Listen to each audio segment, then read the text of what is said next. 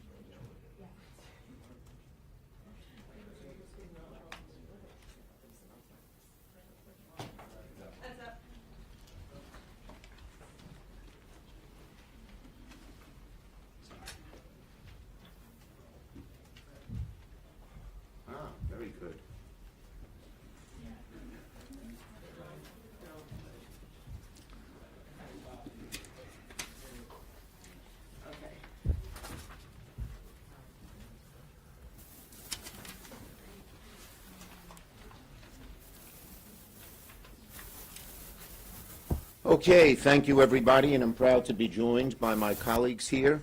We have had a task force focusing on this issue, and these members and some others are active and proud members of our task force. So look, 27 days ago, every single senator sent Donald Trump a clear and simple message: release the Epstein files. Congress passed a law, not a suggestion, not a request. The law requires DOJ to release the files by Friday, December 19th. In 3 days, President Trump has a choice: follow the law and release the files, or break the law and continue to hide the truth from the American people. Let me be blunt. We fully expect Trump, Bondi, and their minions to dodge, delay, or partially release these files. If they release some documents and hide others, the American people will see right through it, and they'll ask the obvious question. We are all asking the obvious question that looms. President Trump, what are you trying to hide? President Trump, what are you trying to hide? That's the question the American people are asking. Now, over the past few weeks, Senate Democrats, including my colleagues here with me, have been preparing for every scenario. We're working with the victims' attorneys. We're working with legal experts. We're working with people very familiar with this case to ensure full compliance of the law. If the administration withholds some documents unlawfully, we will know. If they abuse narrow exemptions to hide the truth, we will know. And there will be serious legal and political consequences. This law passed with near unanimous support. The survivors deserve the truth, and the American people are demanding it. This isn't political. Democrats and Republicans agree. The American people deserve the truth. So, Donald Trump, release the Epstein files. Stop hiding. Stop delaying. Come clean with the American people. And if you don't, the question will only get louder and louder and louder. Trump, what the hell are you trying to hide? Senator Wyden's done great work on the financial end of this and has been a great member of our team. Ron. Thank you. Sorry. Yeah, go ahead. No, Amy, you go first. Amy goes next. Go. You're closer to the microphone. Thank my colleagues, and there are two cover-ups that need to be discussed this morning. The first involves the Department of Justice, and it is urgent business that we're focused on this week. The second cover-up is being conducted by the Treasury Secretary, Scott Bessent, and it deals with the financial aspects of how the sex trafficking came to be. So let's talk about them one at a time. First, as Senator Schumer said, there's good reason to be skeptical of whatever spin the Trump administration puts out on Friday. Here's why. This wouldn't be the first time Bondi tried to trick the public with a binder full of chicken feed. That's what she did back in the spring, which infuriated MAGA voters, who took Trump and his cronies at their word that they'd release the files. Second, the cushy treatment by the Trump administration of Ms. Maxwell is totally unacceptable. She was right at the heart of the most notorious sex trafficking ring in modern American history. Despite that, Donald Trump himself said a pardon for Maxwell is on the table. Third, the Trump administration did assign hundreds of FBI agents to look at the Epstein file, but it wasn't to hunt down any more pedophiles. It was really to comb through the files for Donald Trump's name. Why? To protect him from public scrutiny. From the beginning, that's what they focused on with respect to Epstein. So Trump and Bondi do not deserve the benefit of the doubt. Second, we need to look at what Scott Bessent and the Treasury Department is up to here. They've got another massive set of Epstein files. It is a critical fight for transparency and to find out how this horrendous sex trafficking operation was funded. For nearly 4 years, Finance Committee investigators have been on this, and we have been following the money. And to do that, you've got to get access at the Treasury Department to the records that we have seen. The staff of major Republicans have seen them, and the file is made up of thousands and thousands of bank documents. And my investigators say that it is a financial roadmap into how Epstein hurt so many families. It shows who was paying Epstein and where his money was going. It shows what banks enabled his trafficking despite evidence of money laundering and despite the knowledge that he was a sex offender. It shows payments that look like the result of blackmail. It shows big outflows of money to Eastern Europe, Turkey, and Russia, and it includes the names of women and girls. My investigators saw a large portion of these records in 2024 under the Biden administration, but the Trump administration is denying us the file today. It's important for the American people to find out how all of this was financed, and that means getting our hands on the file to investigate further. The Secretary of Treasury, Mr. Bessent, has refused now multiple times to hand it over to our investigators. Ridiculous excuses, again and again. So we have introduced legislation to compel him to turn this over to Senate investigators.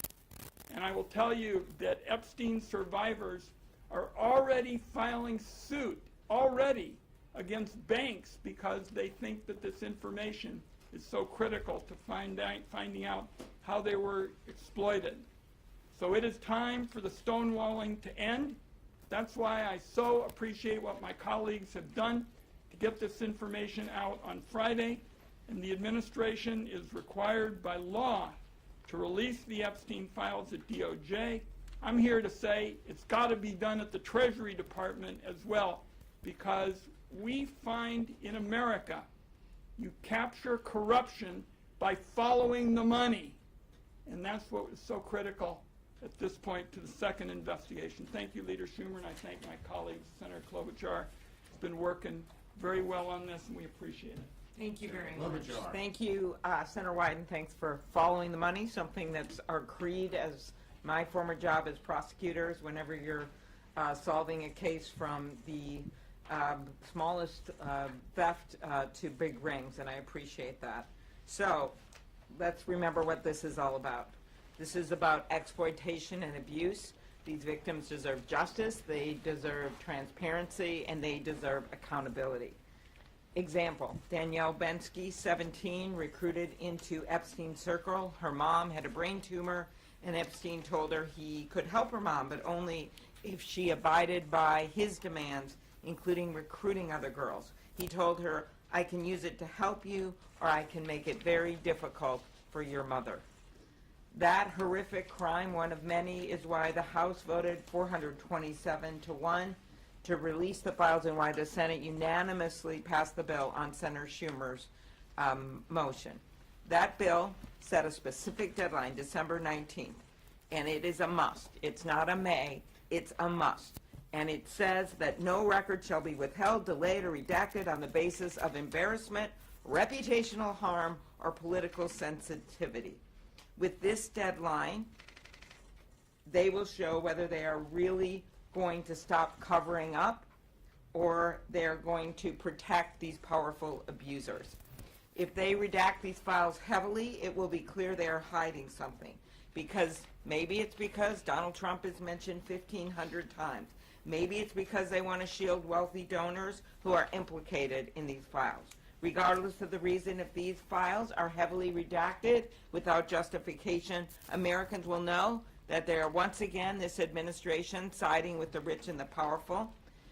Remember, if the president was actually serious about truth and transparency, his administration would have released these files months ago.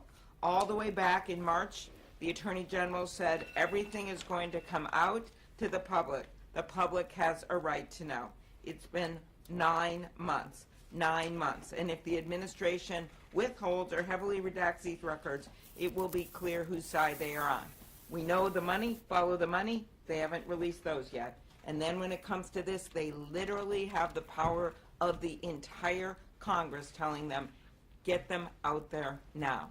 That's what these next few days will tell us. And with that, I turn it over to my colleague who's been working on this for months and been right out front on it, Senator Merkley.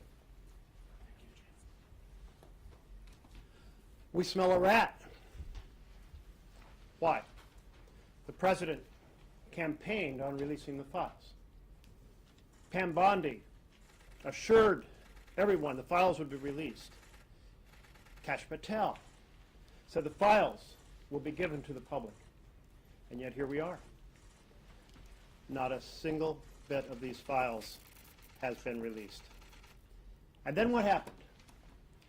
Well, we had over in the House bipartisan leadership with Ro Khanna and Thomas Massie and a discharge petition. And as the discharge petition started to reach the critical number required, the House went on 8 weeks of vacation in order to avoid releasing these files.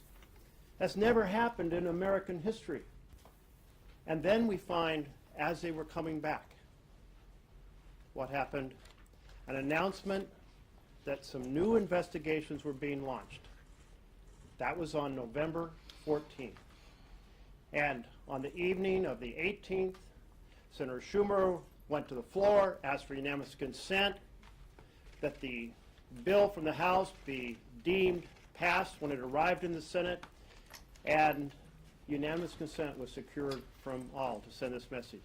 And what happened the next day?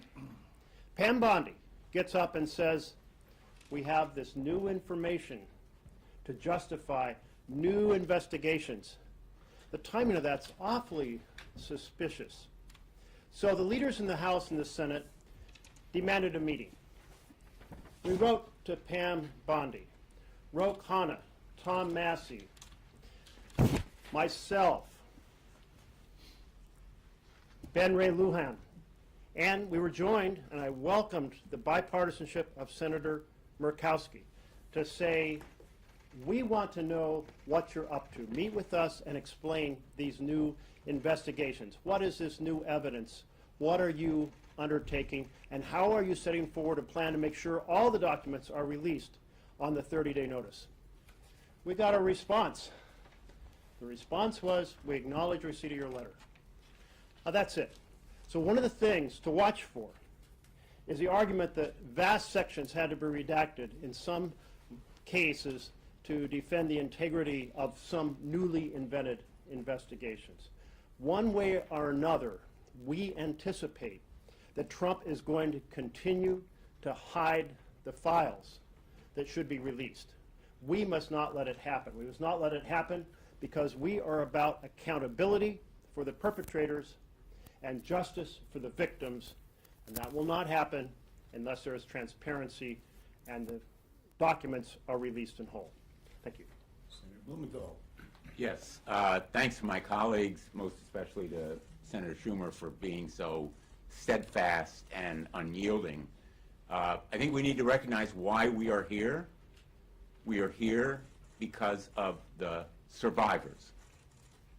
Because of the survivors pursuing relentlessly the hideous cause of their victimization, Epstein, but also the rich and powerful people who were Epstein's benefactors and his enablers. The survivors created that public pressure that led to the law forcing release of these documents. Donald Trump must listen to the survivors, and we will know what they are concealing because of the survivors. Your question may be, how do you know that they're hiding stuff? The survivors will give us the knowledge we need to pursue the truth. They have been about the truth from the very start, and their truth has to prevail. Thank you. And so, as I mentioned, we've had a task force of 13 members. We've divided up in different groups because we know, we believe that they will not give full, open disclosure where there's great accessibility.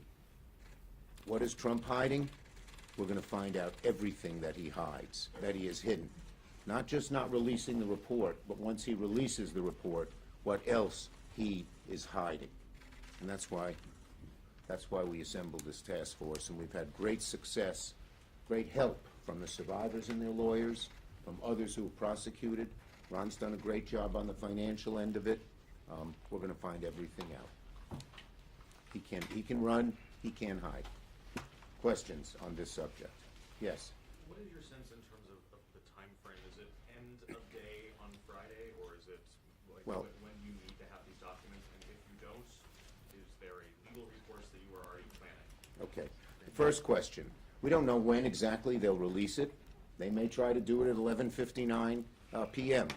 They have to do it by the 19th. That's the law. If they don't release the documents, there's going to be such an outcry from one end of America to the other that I think they'll be forced to do it. Just as they've resisted all along, but we're at this point. The public pressure, you know, as Abe Lincoln said, public sentiment is everything. You've rarely seen so many different political wings of each party come together and say we need this. So we believe they'll be required to do it.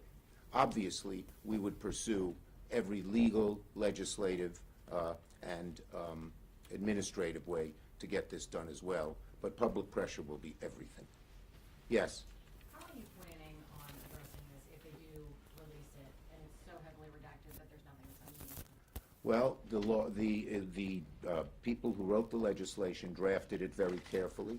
We've been consulting our lawyers on just that issue, and we will be able to first make the point that some of the redacted stuff doesn't have, much of the redacted stuff doesn't have to be redacted, and we'll have chapter and verse on that. And second, we will be prepared to argue that in court. But again, our number one ally in this is the American people, and they are going to demand that it be released. And when we say this and this and this shouldn't have been redacted, what are they hiding there? It's going to increase a lot of heat on them. And clearly, as Senator Schumer knows, having met with them, the victims are not also going to allow this to happen. Right. They're going to be leading the way. They want to know what's in these documents. The victims are already filing lawsuits using the information we've gotten. They are not going to let this just go by the board. Yes. What is your plan for making progress on Senator Wyden's bill with regard to the Treasury? Well, why don't I call on Senator Wyden? We're going to keep pushing to find out what is behind Scott Bessent's stonewalling. The fact of the matter is, on Valentine's Day, before the administration, the Biden administration left, we went to look at the SARS, these suspicious activity reports, and we had the staff of senior Republicans, and we're going to keep pushing on a bipartisan basis to A, get all the facts out, because as Senator Schumer has said, this is not a blue and red fight, and B, to make the reforms that are necessary so this never happens again. Too many banks looked the other way. Too many auditors decided this wasn't important. This was again and again a textbook case of disinterest in suffering and families and young girls, and we're not going to let it happen again.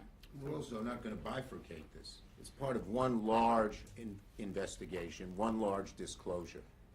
And just as we will do everything we can to alert the public what has happened on the non-financial parts of the documents, with all the horrible things that they did to these women, we're going to continue to keep pressure on the financial parts too. Senator Yes.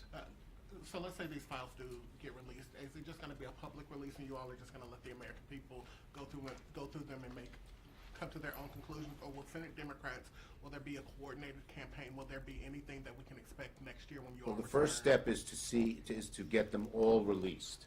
That will be our first job. And then, once we have the releases, obviously, it's going to be clear as could be to the American people what has gone on here. But, you know, Democrats will be actively involved, letting people know how disgraceful this has been. The American people should see everything we see. Yeah, they'll see it. Yes. In terms of the timing, if you need to go to court after rejected the release because it's, you know, there are too many redactions or just everything's not there. Is that something that can happen quickly, days, We're weeks? gonna, you know, we have great lawyers who are ready to go, and we will leave it to them as to the best sense of And are timing. you working But with- certainly, we want to let public pressure build and build and build. And are you working with the Republicans on the court action? Because the law was bipartisan, would it We expect that we will have lots of bipartisan support. Thank you, everybody. Oh, last one. What steps are you guys taking when it comes to learning more about why Elaine Maxwell was moved? I don't know if you saw, but Susie Wiles, the president's chief of staff, We said saw that. she had no idea, the president had no idea. I'm curious, I don't know whether those will be. in She the ballot or not. should not have been moved, and I think when the files are made public, the pressure on, to disclose how that happened, why that happened, and to undo it will be very, very real and strong. Is that a focus of one of these task That is one of the focuses is on what happened and what they've tried, and what they have tried to do to cover up everything, including what happened with Ghislaine.